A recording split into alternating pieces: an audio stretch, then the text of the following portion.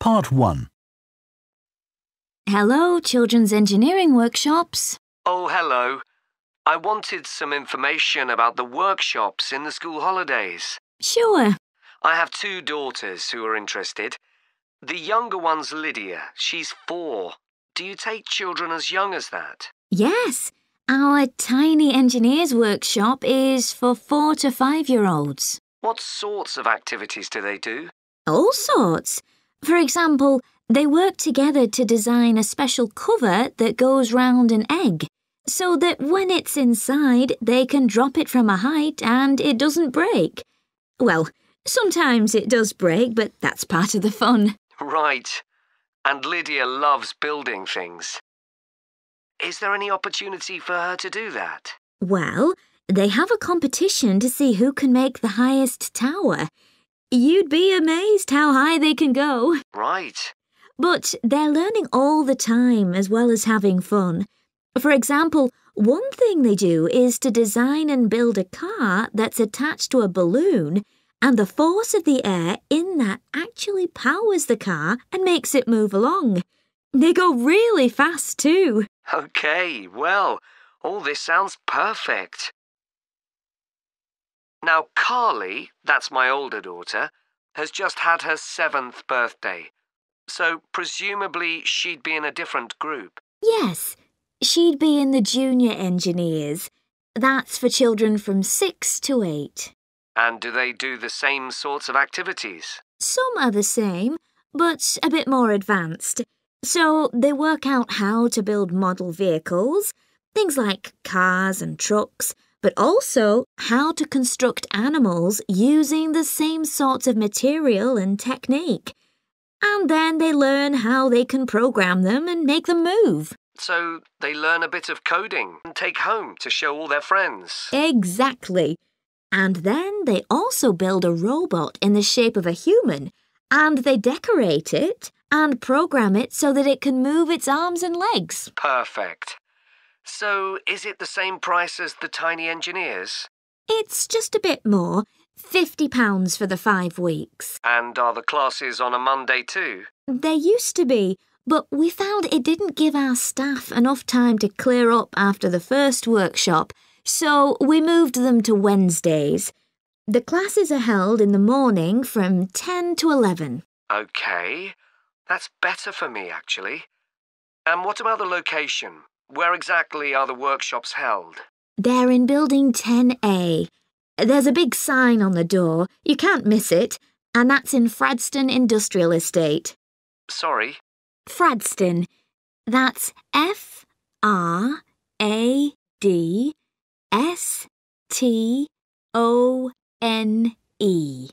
And that's in Grassford, isn't it? Yes, up past the station.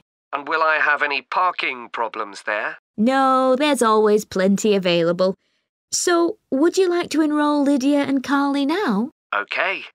So, can I have your full name? Part 2.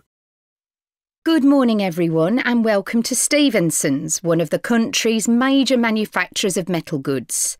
Thank you for choosing us for your 2 weeks of work experience. My name is Julia Simmons, and since the beginning of this year, I've been the Managing Director. Stevenson's is quite an old company. Like me, the founder, Ronald Stevenson, went into the steel industry when he left school. That was in 1923.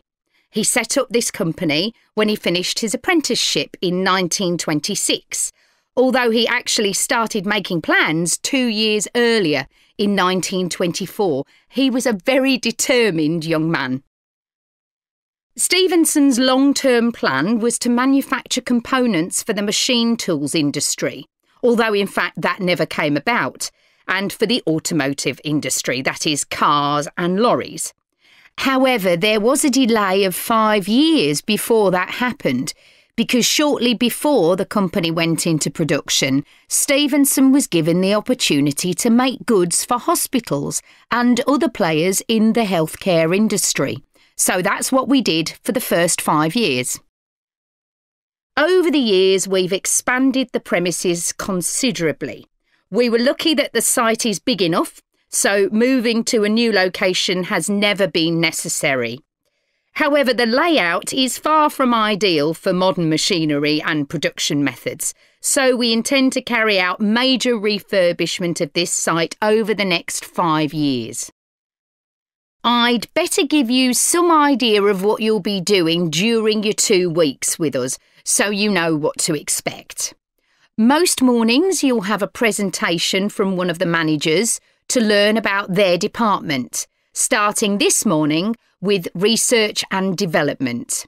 And you'll all spend some time in each department, observing what's going on and talking to people, as long as you don't stop them from doing their work altogether. In the past, a teacher from your school has come in at the end of each week to find out how the group were getting on, but your school isn't able to arrange that this year. OK, now I'll briefly help you to orientate yourselves around the site. As you can see, we're in the reception area, which we try to make attractive and welcoming to visitors. There's a corridor running left from here, and if you go along that, the door facing you at the end is the entrance to the coffee room. This looks out onto the main road on one side and some trees on the other, and that'll be where you meet each morning. The factory is the very big room on the far side of the site. Next to it is the warehouse, which can be accessed by lorries going up the road to the turning area at the end.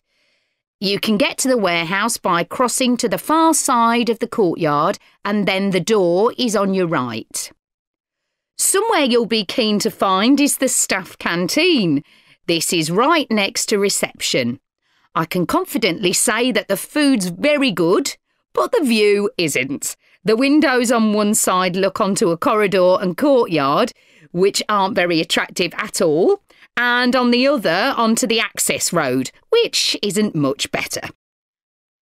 You'll be using the meeting room quite often, and you'll find it by walking along the corridor to the left of the courtyard and continuing along it to the end. The meeting room is the last one on the right, and I'm afraid there's no natural daylight in the room. Then you'll need to know where some of the offices are. The Human Resources Department is at the front of this building, so you head to the left along the corridor from reception, and it's the second room you come to. It looks out onto the main road. And finally, the boardroom, where you'll be meeting sometimes. That has quite a pleasant view, as it looks out onto the trees. Go along the corridor past the courtyard, right to the end. The boardroom is on the left, next to the factory. OK, now, are there any questions before we move? Part 3. How are you getting on with your art project, Tom? OK. They gave us the theme of birds to base our project on, and I'm not really all that interested in wildlife, but I'm starting to get into it. I've pretty well finished the introductory stage. So have I. When they gave us all those handouts with details of books and websites to look at, I was really put off. But the more I read, the more interested I got. Me too. I found I could research so many different aspects of birds in art. Colour, movement, texture. So I was looking forward to the bird park visit. What a letdown. It poured with rain and we hardly saw a single bird. Much less use than the trip to the Natural History Museum. Yeah. I liked all the stuff about evolution there. The workshop sessions with Dr. Fletcher were good too, especially the brainstorming sessions. I missed those because I was ill. I wish we could have seen the projects last year's students did. I suppose they want us to do our own thing, not copy. Have you drafted your proposal yet? Yes, but I haven't handed it in. I need to amend some parts. I've realised the notes from my research are almost all just descriptions. I haven't actually evaluated anything, so I'll have to fix that. Oh, I didn't know we had to do that. I'll have to look at that too. Did you do a timeline for the project? Yes, and a mind map. Yeah, so did I. I quite enjoyed that. but it was hard having to explain the basis for my decisions in my action plan. What? You know, give a rationale. I didn't realise we had to do that. OK, I can add it now. But I can't just say it's a bit scary, can I? You could talk about the possible danger suggested by the bird's look. Oh, OK. There's a picture of a fishhawk by Audubon I like. It's swooping over the water with a fish in its talons and with great black wings which take up most of the picture. So you could discuss it in relation to predators and food chains? Well, actually, I think I'll concentrate on the impression of rapid motion it gives. Right. Do you know that picture of a kingfisher by Van Gogh? It's perching on a reed growing near a stream. Yes, it's got these beautiful blue and red and black shades. I've actually chosen it because I saw a real kingfisher once when I was little. I was out walking with my grandfather and I've never forgotten it. Oh, so we can use a personal link? Sure. OK. There's a portrait called William Wells. I can't remember the artist, but it's a middle-aged man who's just shot a bird. And his expression and the way he's holding the bird in his hand suggests he's not sure about what he's done. To me, it's about how ambiguous people are in the way they exploit the natural world. Interesting. There's Gauguin's picture via a Matty. He did it in Tahiti. It's a woman with a white bird behind her that is eating a lizard. And what I'm interested in is what idea this bird refers to. Apparently, it's a reference to the never-ending cycle of existence. Wow. I chose a portrait of a little boy, Giovanni de' Medici. He's holding a tiny bird in one fist. I like the way he's holding it carefully so he doesn't hurt it. Oh, right. Part 4. Ancient philosophy is not just about talking or lecturing or even reading long, dense books. In fact, it is something people have used throughout history to solve their problems and to achieve their greatest triumphs. Specifically, I am referring to Stoicism, which in my opinion is the most practical of all philosophies and therefore the most appealing. Stoicism was founded in ancient Greece by Zeno of Citium in the early 3rd century BC, but was practiced by the likes of Epictetus, Cato, Seneca, and Marcus Aurelius. Amazingly, we still have access to these ideas, despite the fact that the most famous Stoics never wrote anything down for publication. Cato definitely didn't. Marcus Aurelius never intended his meditations to be anything but personal. Seneca's letters were, well, letters, and Epictetus's thoughts come to us by way of a note-taking student. Stoic principles were based on the idea that its followers could have an unshakable happiness in this life, and the key to achieving this was virtue. The road to virtue, in turn, lay in understanding that destructive emotions like anger and jealousy are under our conscious control. They don't have to control us, because we can learn to control them. In the words of Epictetus, external events I cannot control, but the choices I make with regard to them I do control. The modern-day philosopher and writer Nassim Nicholas Taleb defines a Stoic as someone who has a different perspective on experiences which most of us would see as wholly negative. A Stoic transforms fear into caution, pain into transformation, mistakes into initiation, and desire into undertaking. Using this definition as a model, we can see that throughout the centuries, Stoicism has been practiced in more recent history by kings, presidents, artists, writers, and entrepreneurs.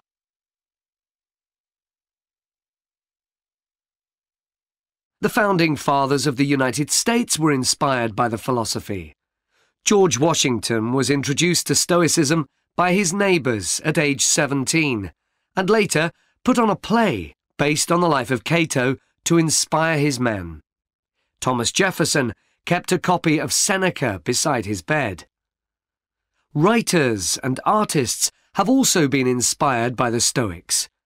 Eugene Delacroix, the renowned French Romantic artist, known best for his painting Liberty Leading the People, was an ardent Stoic, referring to it as his consoling religion. The economist Adam Smith's theories on capitalism were significantly influenced by the Stoicism that he studied as a schoolboy, under a teacher who had translated Marcus Aurelius's works. Today's political leaders are no different, with many finding their inspiration from the ancient texts. Former US President Bill Clinton rereads Marcus Aurelius every single year, and many have compared former President Obama's calm leadership style to that of Cato.